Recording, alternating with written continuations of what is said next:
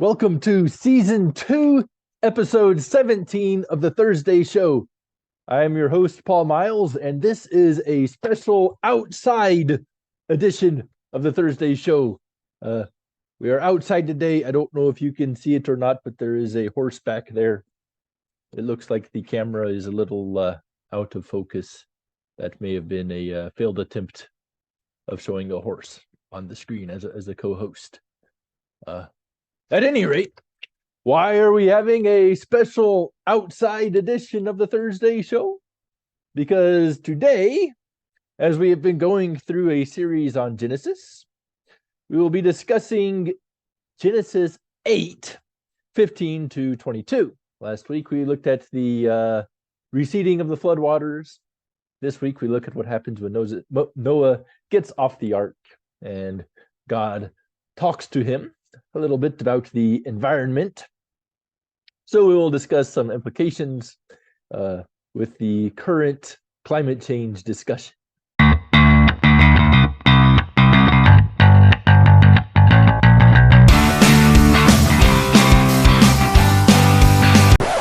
Genesis 8, verse 15. Then God spoke to Noah, saying, "Go out of the ark, you and your wife, and your sons wives with you. Bring out with you every living thing of all flesh that is with you, birds and animals, and every creeping thing that creeps on the earth, so that they may breed abundantly on the earth, and be fruitful and multiply on the earth." So Noah and his sons, and his wife and his sons' wives went out. Every beast, every creeping thing, every bird, and everything that moves on the earth, according to their families, went out of the ark. Notice here that man is still in charge of the animals, and God is still in charge of man. God tells man to actively bring out the animals so that they may breed. Okay, that God says, "Bring out with you every living thing," shows sort of a leadership aspect, if you will, right? Coming along with you, take them out with you. Also interesting that the preservation of kinds in pairs as a minimum. Earlier we looked at the bringing on the clean kinds by 7. What does that mean, 7 or 14? At any rate, the preservations of the kinds in pairs, or a few more in a couple of instances, with the mandate of reproduction, results in families, there in verse 19. Okay. Everything that moves on the earth according to their families went out of the ark. Now, the Hebrew word there is mishpacha in verse 19, which is translated families. So there is the implication here that whenever you have a kind, min in the Hebrew, a male and a female, and there is the command to multiply, the result is family.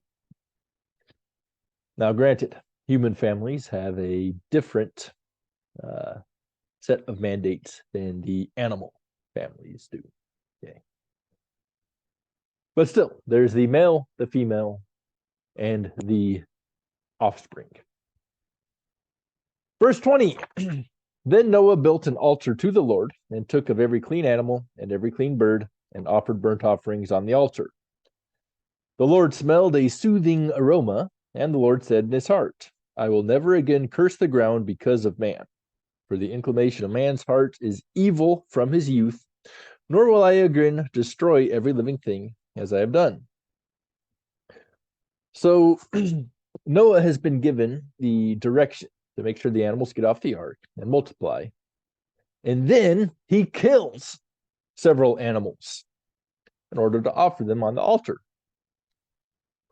Noah has the right and even the obligation to do so because man is a unique creation with a unique relationship to God. God wants fellowship with man, hence the necessity of the sacrifice. And he has given man dominion over nature, hence the right to use animals for this sacrifice, for fellowship with God. It is also interesting here that there is a repetition of the fact that mankind's sin caused the second curse of the ground, as well as the first, right? Remember, the first curse was when Adam fell. God cursed the ground. As a result of man's sin, the ground is cursed. Here it is again, right? I will never again curse the ground because of man, saying that it is indeed because of man that the ground got cursed. Nor will I again destroy every living thing as I have done. Again, because of man's sin, every living thing was destroyed. This shows a particular position that mankind has over the animals and nature and the ground and plants. Because of our sin, God punished that which we were over. Okay. This would be in contrast to what a lot of people are saying today, that man is part of nature. We are equal to nature. Nature is equal to us. No. Not in the slightest. Biblical worldview is different. Also interesting there in verse 21, God says, "For the inclination of man's heart is evil from his youth." This is also in contrast to what we're hearing the world say today. The world wants us to believe that man is inherently good, that we are not bent on evil, that we are bent on doing good, and how they will define good has to be some kind of subjective standard if you don't have God as the ultimate standard. Very important that we remember that man is indeed bent on evil. Okay, that is the one of the bases for a proper relationship with the government. And we'll look at that more as we get into Genesis chapter 9 with the Noahic covenant. Okay, moving along, Genesis 8:22. While the earth remains, now that's interesting that God says while the earth remains. There's an implication here that earth will not always remain. Okay. Sort of a hint to the future destruction of the earth that God is going to rot before he brings in a new heavens and a new earth that is void of the curse that we are dealing with the ramifications of today. All right, so God says in verse 22, while the earth remains, seed time and harvest, cold and heat, summer and winter, and day and night will not cease. So we have a balance here. Man has dominion over nature, but God ensures that the seasons will continue. This is a recurring, I don't want to call it a tension. Maybe balance is also a bit of an awkward word for what we got going on here. But we have man being put in charge of the earth and society and different things man is put in charge of. However, man is sinful.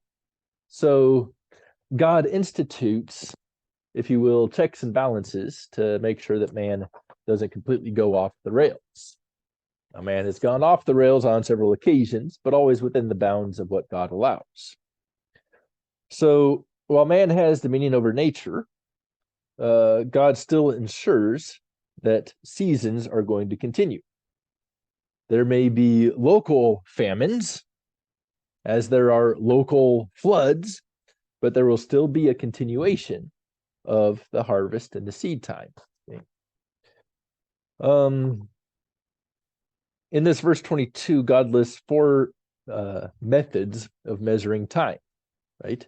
Seed time and harvest, right? That's observing time based on the cycle of plants. Cold and heat, that's observing time based on temperature. Summer and winter, this is observed time based on stars. And day and night, which is observed time based on the sun.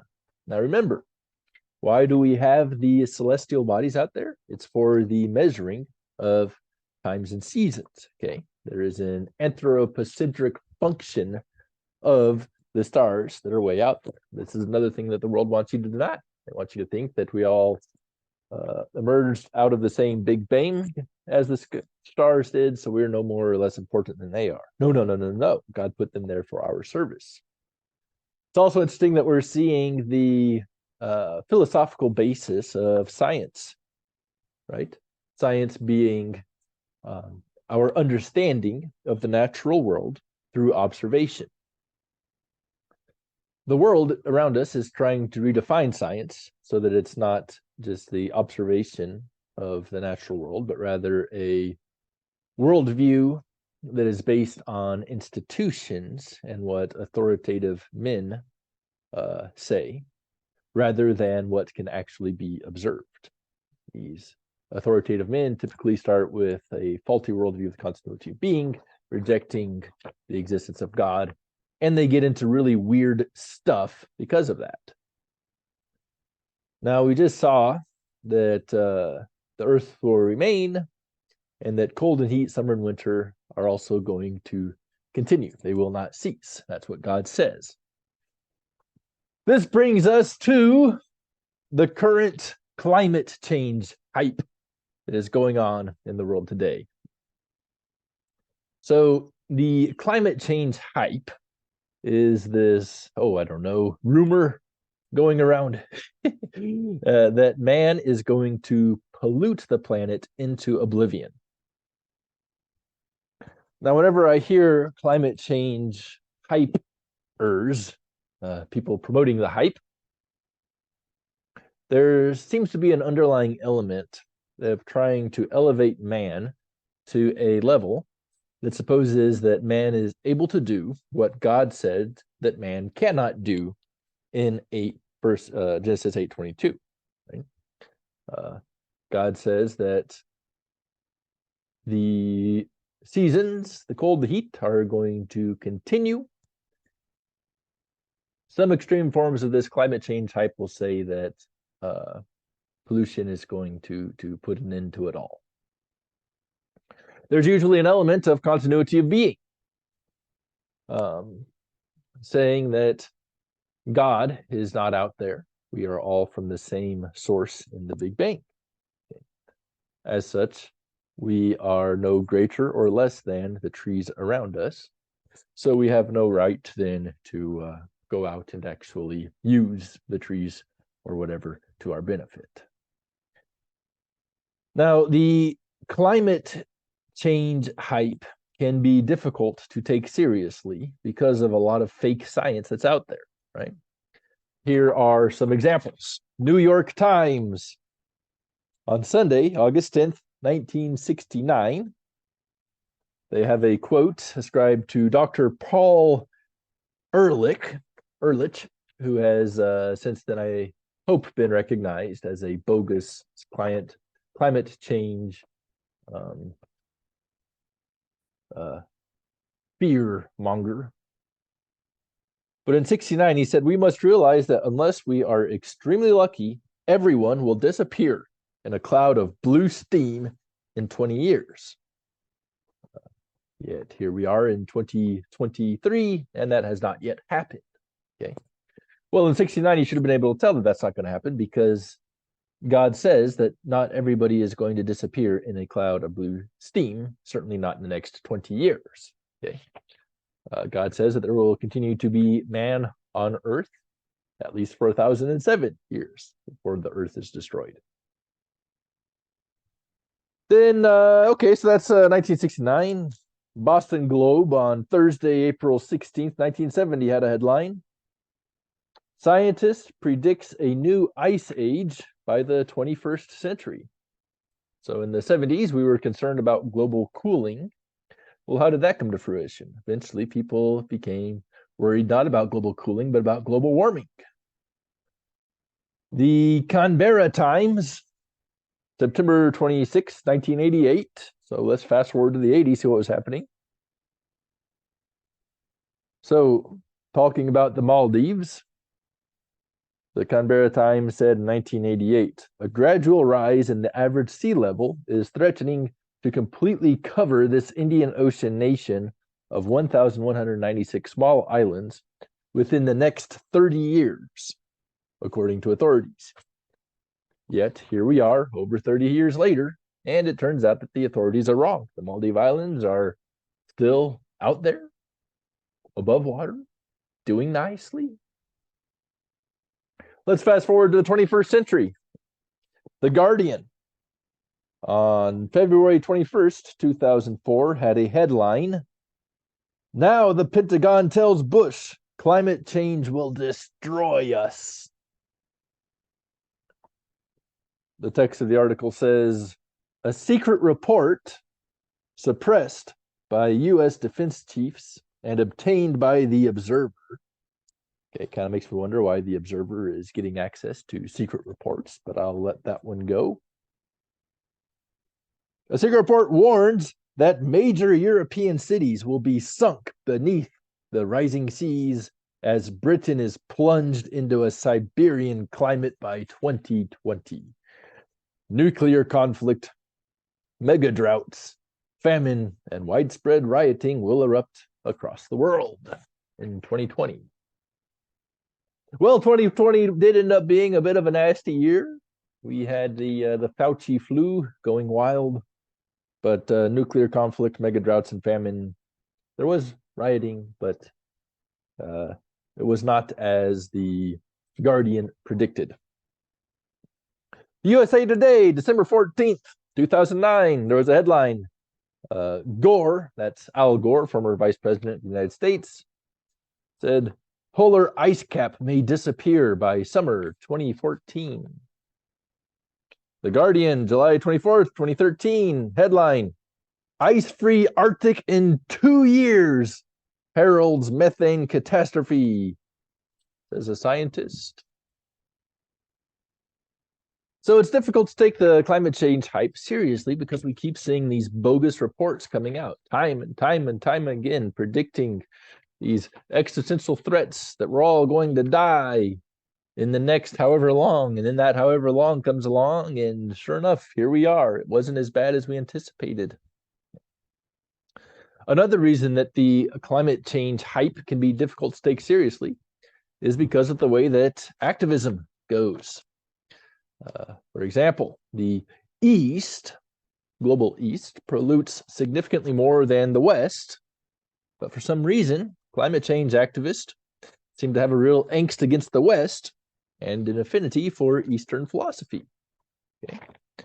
Why is it that Greta Thunberg comes to Western leadership to say, "How dare you"? Where's the outrage against China? Now, granted, not every climate change activist could be expected to work specifically with China or India or any of those. But there's a parallel if we look at Christianity, right? Now, I personally am not a missionary to China. However, I recognize that Christianity has a lot of missionaries to China. We collectively spend a lot of funds to send missionaries to the East, right? We send them to closed countries, the places where Christianity is being suppressed and in dire need. We work on it, right? Maybe I personally, individually do not go, but I pray for those who do, right? We all do. Churches are funding these missionaries out there because we Christians recognize the need for everybody to believe in Christ for eternal life, regardless of where he lives. Okay. So I can understand why we have certain climate change activists that are oriented toward the West. That would make sense. But where's the outrage against the East? There really isn't one. Makes me kind of wonder if there's a different anti-Western agenda that's going on here. Okay, so the current climate change hype has a lot of baggage to it. It's kind of difficult to take seriously. But at the same time, let's take a look at what is biblically possible within the bounds of Genesis 8:15 to 22. When I say biblically possible, I mean, does the Bible say that it is impossible for certain things to happen to the climate, right? Well, let's take a look at some questions that people might have. First, is it possible for every living thing to go extinct? No, it is not. God has promised to preserve, right? God has talked about animal life in the future millennial kingdom. Okay, we have every reason to believe that God is going to hold up to his word. So we don't need to worry about everything going extinct. We don't need to worry about humans going extinct, because humans are going to be preserved. Well, then, is it possible for some living things to go extinct? The answer to that question is yes. Right? God doesn't say that every single living thing, every single living kind, every single living species will continue. And indeed, it has occurred that there are some species that have gone extinct. Is it possible for some living things to go extinct because of man's irresponsibility? That is also a yes, and it has happened before, right? Where is the dodo bird? He's gone. Who is to blame? Well, I think man had a lot to do with the dodo bird going extinct, which is unfortunate. I've seen some pictures of this bird, and it looks like a really goofy thing I'd like to see. But because of man's irresponsibility, we don't have them anymore. Is it possible for cold and heat to cease? In other words, is it possible for the earth to just burn up into a giant ball so that it never gets cold again? No. God said that cold and heat will continue. Is it possible, though, for the cold to be colder or the hot to be hotter? Yes, absolutely. Perfectly within the bounds for the climate to change. Is it possible for the climate to change? Yes. In fact, it always changes, right? The climate keeps fluctuating. That is by God's design, by the way, for the climate to change. So here's a question then. Is it possible for man to contribute to climate change? I would say yes, right? Now, just because there's a lot of bogus science out there that is trying to blow stuff out of proportion and put out this existential threat and make people scare, all this fear-mongering and nonsense, especially coming out of the left that's going on. Just because all of that is a bunch of gobbledygook, it doesn't mean that man does not have an impact on the climate. Question, is it possible for the world to be flooded? The answer is no. God promised he would not destroy the world with a flood. So is it possible for the ice caps to melt and flood the whole world? No, that's not possible. That's not going to happen. Is it possible for ice caps to melt and flood coastal areas and destroy cities? Okay, now biblically speaking, the answer is yes. It might be physically unlikely to happen, and the Bible does not say that it will happen, but it is biblically possible. By that, I mean that the Bible does not say that it cannot happen. The Bible does not say that Los Angeles will not be flooded by water due to ice caps melting. Okay? Whether or not Los Angeles will be flooded is a different question. I find it to be a little unlikely, but biblically speaking, the Bible doesn't forbid it. Is it possible for Earth to last forever? No. What if we really take good care of it? Still no. God is going to destroy it and replace it with a new one. Is it possible for humans to destroy the planet? No. Also no. It will be destroyed by God when God intends. Okay. So does that mean that we should just be irresponsible? We can feel free to litter? Also no, right? We see that man is put over the earth. So there is a degree of responsibility that comes with that. Okay, so how do we navigate all of this stuff that's going on with the climate change conversations that's happening all over the place? I should note it's good to reduce waste. And sometimes the climate change hype people have good ideas that are helpful to that end. Not every single idea that they're putting out there is garbage. But if you want to evaluate something that is coming from the climate change hype, I've come up with 4 pointers, right? 4 things that we can look out for. Number 1 is bogus science. It is evident from recent history that science behind the climate hype is often bogus, baseless. It is cap, as they say. It is not based. Often this bogus science is based on a bogus worldview. So I like to look at the worldview issues. That's more my area of competency. Though there are several specialists in the field of environmental science that can talk about the scientific errors as well. But since the Thursday show has more of a theological bent to it, let's talk about some worldview issues. Number 2 would be continuity of being. It's a term that's occurred a couple of times in season 2 of the Thursday show. The Bible teaches a clear distinction between God and his creation. There's nothing about me that is God matter. God didn't take pieces of himself and form into the world. God does exist. We didn't just spiral out of control from a giant big bang.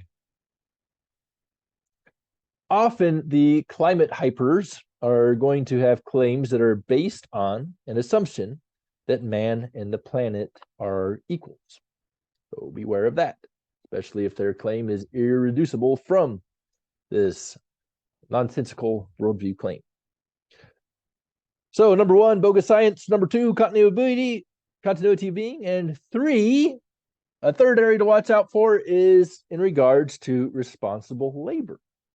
As we saw earlier in chapters 1 and 2 of Genesis, responsible labor is a divine institution. God put man in the Garden of Eden with the mandate to work the garden. It really wasn't until the curse that labor became laborious and miserable.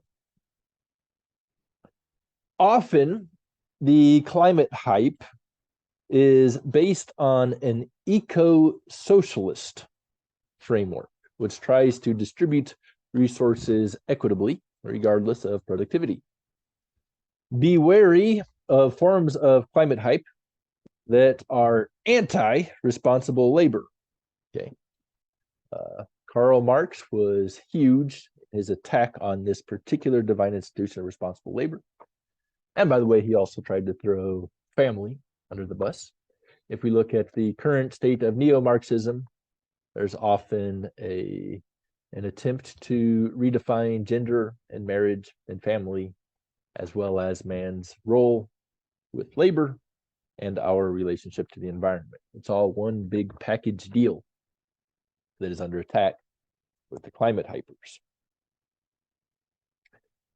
All right, a 4th thing to look out for is compromises regarding the fill the earth mandate.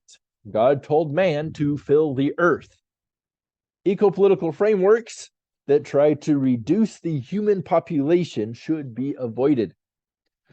While there is a place for setting aside parks, natural areas like that, especially for man's enjoyment,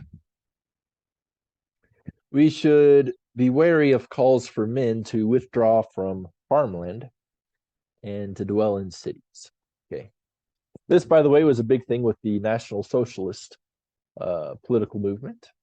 The Nazis, as they are frequently called, I prefer to call them National Socialist, because we can't reduce socialism away from National Socialism without ending up with it. It's an irreducible part of it.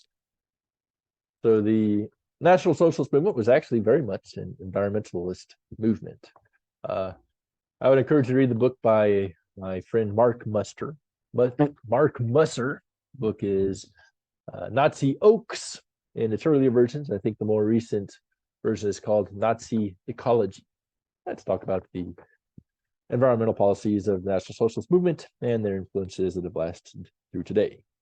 So 4 things to look out for whenever we're dealing with climate change claims. Number 1 is bogus science. Number 2 is a worldview of continuity of being. Number 3 is attacks on the divine institution of responsible labor. And number 4 is an attack on the mandate to fill the earth. Okay, so this has been the Thursday show, season 2, episode 17. We've looked at Genesis 8:15-22 and discussed some of the implications in the climate change discussion. Thank you so much for tuning in. I look forward to seeing you next time.